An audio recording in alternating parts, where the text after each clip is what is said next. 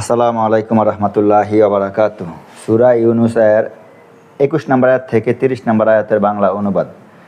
বিপদ আপতিত হওয়ার পর আমি যখন মানুষকে অনুগ্রহ আস্বাদন করাই, তখনই তারা আমার নিদর্শনসমূহ সম্পর্কে ফন্দি আঁটতে শুরু করে। হে রাসূল, আপনি বলে দিন, আল্লাহ তাআলা সর্বাপেক্ষা দ্রুততম কৌশলকারী। তোমরা যে সব ফন্দি আঁটো, আমার দ্রুতগুণ ফেরেশতাগণ তা লিখে রাখেন। তিনি তোমাদেরকে স্থলে ও সমুদ্রে চলাচল করান। তোমরা যখন নৌযানে থাকো এবং সেগুলো আরোহীদের নিয়ে অনুকূল বাতাসে চলে, তারা এত আনন্দ পায়। তখন হঠাৎ এক সময় তাতে ঝড়ো হাওয়া এসে লাগে এবং সব জায়গায় থেকে তাদের দিকে ঢেউ আসতে থাকে, আর তারা মনে করে যে তারা পরিবেষ্টিত মৃত্যুর সম্মুখীন হয়ে গিয়েছে। তখন তারা খাঁটি ধর্ম বিশ্বাসে আল্লাহকে ডাকে আর বলে, তুমি যদি এই বিপদ থেকে আমাদেরকে রক্ষা করো, তাহলে আমরা অবশ্যই কৃতজ্ঞদের অন্তর্ভুক্ত হব। অতঃপর যখন আল্লাহ তাআলা তাদেরকে বিপদমুক্ত করেন, তখন তারা পৃথিবীতে অন্যায়ভাবে বাড়াবাড়ি শুরু করে।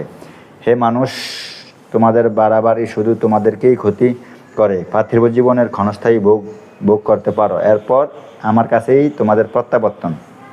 তখন আমি তোমাদেরকে তোমাদের কৃতকর্মসমূহ সম্পর্কে অবহিত করব। দুনিয়ার ক্ষণস্থায়ী জীবনের দৃষ্টান্ত এরূপ, যেমন আমি আসমান থেকে পানি বর্ষণ করি, ফলে জমিনে মাটি পানি সংমিশ্রণে হয়ে উদ্ভিদ উৎপন্ন হয়, যা থেকে মানুষ ও জন্তু জানোয়ার তাদের আহার সংগ্রহ করে। এরপর যখন ভূমি সৌন্দর্য ধারণ করে ও নয়নাভিরাম দৃশ্য দেখা যায় এবং তার আদিবাসীরা মনে করে যে তা তাদের আয়ত্তে এসেছে, তখন রাতে কিংবা দিনে আমার নির্দেশ উপস্থিত হয় এবং তাকে আমি এমনভাবে নির্মূল করে দেই যেন গতকালও তা সমৃদ্ধ ছিল না। এভাবেই আমি চিন্তাশীল লোকদের জন্য আমার নিদর্শনসমূহ বিস্তারিতভাবে বর্ণনা করি। আর আল্লাহ তাআলা তোমাদেরকে ডাকেন শান্তির নিবাসের জান্নাতের দিকে, এবং তিনি যাকে ইচ্ছা সঠিক পথে পরিচালিত করেন। যারা ভালো কাজ করে তাদের জন্য রয়েছে কল্যাণ ও বাড়তি পুরস্কার। কোনো কালিমা বা লাঞ্ছনা তাদের চেহারা আচ্ছন্ন করবে না। তারাই জান্নাতের অধিবাসী, সেখানে তারা চিরকাল থাকবে।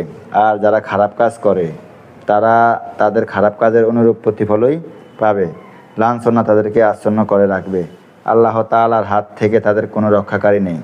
তাদের চেহারা যেন অমানিসার তিমির খণ্ড দ্বারা আচ্ছন্ন করা হয়েছে।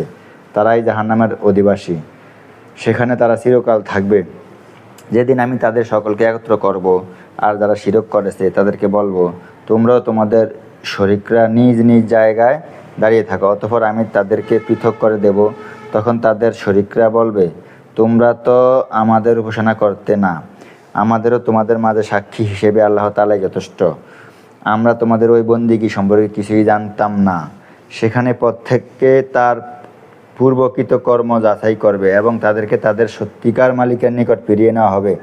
আর তারা যেসব মিথ্যা দেবদেবী উদ্ভাবন করত, তা তাদের থেকে উধাও হয়ে যাবে।